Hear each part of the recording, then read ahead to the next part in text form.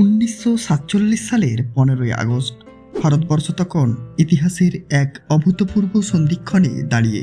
প্রায় 2 শতাব্দীর ব্রিটিশ উপনিবেশিক শাসনের অবসান ঘটতে চলেছে। কিন্তু স্বাধীনতার আনন্দের পাশাপাশি চারিদিকে ছিল অস্থিরতা, দাঙ্গা, উদ্বাস্তু মানুষের কান্না এবং দেশভাগের গভীর ক্ষত। সেই উত্তাল সময়েই জন্ম নেয় একটি নতুন স্বাধীন রাষ্ট্র ভারত। আর এই স্বাধীনতার প্রতীক হয়ে ওঠে দিল্লির ঐতিহাসিক লালকেল্লা। আজ প্রতি বছর 15ই আগস্ট লালকেল্লার প্রাচীর থেকে ভারতের প্রধানমন্ত্রী জাতীয় পতাকা উত্তোলন করেন এবং জাতির উদ্দেশ্যে ভাষণ দেন। কিন্তু এই ঐতিহ্যের শুরুটা কেমন ছিল? স্বাধীন ভারতের প্রথম প্রধানমন্ত্রী জওহরলাল নেহেরু যখন প্রথমবার লালকেল্লায় তেরঙ্গা উত্তোলন করেছিলেন, তখন সেই মুহূর্তে কী ঘটছিল? চলুন ফিরে যাই 1947 সালের সেই ঐতিহাসিক সময়ে। দিল্লির আকাশে তখন স্বাধীনতার উত্তেজনা, ব্রিটিশ শাসনের পতন নিশ্চিত। 15ই আগস্ট 1947 সালে ভারত স্বাধীন হলো।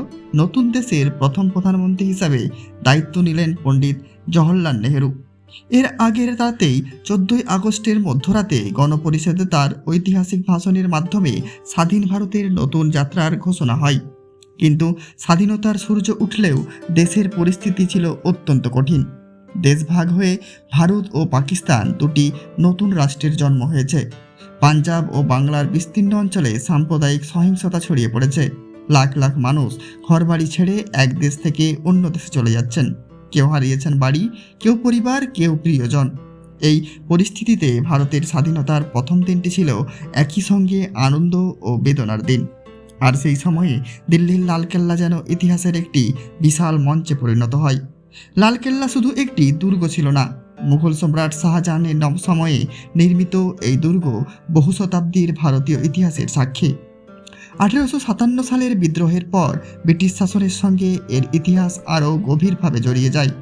স্বাধীনতার মুহূর্তে সেই দুর্গের উপর ভারতীয় পতাকা ওঠা তাই ছিল অত্যন্ত প্রতীকী একটি ঘটনা। 15ই আগস্ট 1947 সালে স্বাধীন ভারতের প্রথম স্বাধীনতা দিবস। তবে এখানে একটি গুরুত্বপূর্ণ ঐতিহাসিক বিষয় রয়েছে। সরকারি তথ্যের কিছু পুরনো নথিতে লালকেল্লায় নেহেরু প্রথম পতাকা উত্তোলনের তারিখ 16ই আগস্ট 1947 বলা হয়েছে। ভারতের প্রেস ইনফরমেশন ব্যুরো একটি ঐতিহাসিক নথিতেও এই তারিখ উল্লেখ করা হয়েছে। অন্যদিকে ভারতের প্রতিরক্ষা মন্ত্রণালয়ে বর্তমানে সরকারি রাষ্ট্রপতি তথ্য অনুযায়ী 15 আগস্ট 1947 এই নেহেরু লালকেল্লার লাহোরি গেটের ওপর ভারতের জাতীয় পতাকা উত্তোলন করেন। অর্থাৎ প্রথম অনুষ্ঠানটির তারিখ নিয়ে ঐতিহাসিক সূত্রে অসঙ্গতি রয়েছে। তবে একটি বিষয়ে কোনো সন্দেহ নেই, স্বাধীন ভারতের প্রধানমন্ত্রী হিসাবে নেহেরুর লালকেল্লায় তেরঙ্গা উত্তোলন পরবর্তীকালে ভারতের স্বাধীনতা দিবসের সবচেয়ে গুরুত্বপূর্ণ জাতীয় ঐতিহ্যে পরিণত হয়। সেই সময় জাতীয় পতাকা আজকের মতোই তেরঙ্গা, উপরে গেরুয়া, মাঝখানে সাদা, নিচে সবুজ এবং কেন্দ্রে নীল অশোক চক্র। স্বাধীনতার ঠিক আগে 22শে জুলাই 1947 সালে গণপরিষদ ভারতের জাতীয় পতাকার বর্তমান রূপ গ্রহণ করেছিল। ভাবুন সেই দৃশ্যটি, লালকেল্লার বিশাল প্রাচীর, সামনে মানুষের সমাবেশ, চারিদিকে স্বাধীন ভারতের নতুন প্রতীক। ব্রিটিশ সাম্রাজ্যের পতাকা আর নয়, এবার উঠবে স্বাধীন ভারতের তেরঙ্গা। জওহরলাল নেহেরু এগিয়ে এলেন।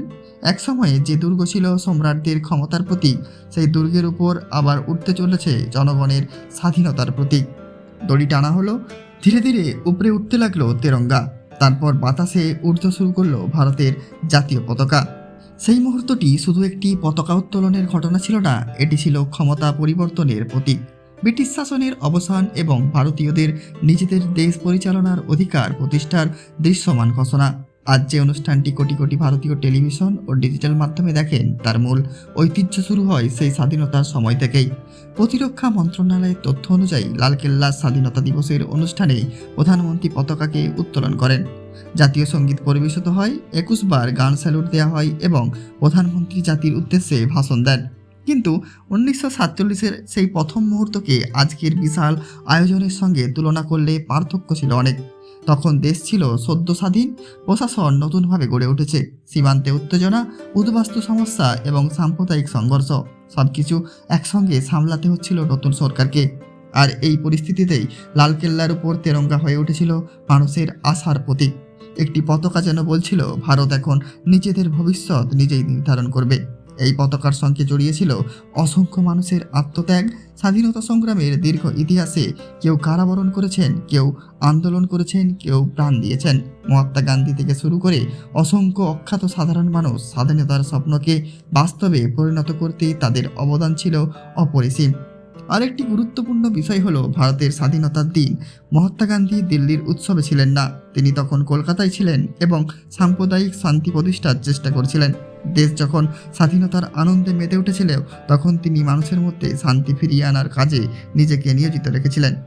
তাই লালকেল্লায় তেরঙ্গা ওঠার গল্প শুধু আনন্দের গল্প নয়, এটি ত্যাগের গল্প, একটি সংগ্রামের গল্প।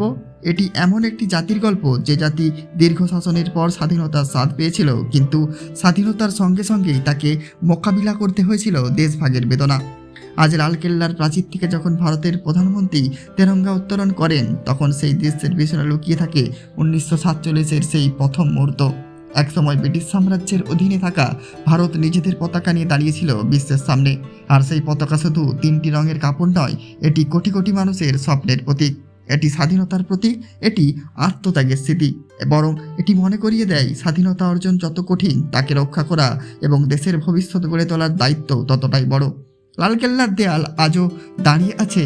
সময়ের সঙ্গে শাসক বদলেছে, রাজনীতি বদলেছে, প্রজন্ম বদলেছে, কিন্তু যখনই 15ই আগস্ট সকালে লালকেল্লার উপর তেরঙ্গা বাতাস উড়ে ওঠে তখন ইতিহাস যেন আবার ফিরে আসে সেই সময়ে যখন একটি পরাধীন দেশ প্রথমবার নিজের পতাকার নিচে স্বাধীন ভারতের পরিচয় ঘোষণা করেছিল। সেই কারণেই লালকেল্লায় তেরঙ্গা উত্তোলন শুধু একটি সরকারি অনুষ্ঠান নয়, এটি ভারতের স্বাধীনতার দৃশ্যমান স্মারক। ভিডিওটি ভালো লাগলে লাইক করবেন, কমেন্ট করবেন, শেয়ার করবেন এবং চ্যানেলটিকে সাবস্ক্রাইব করতে ভুলবেন না।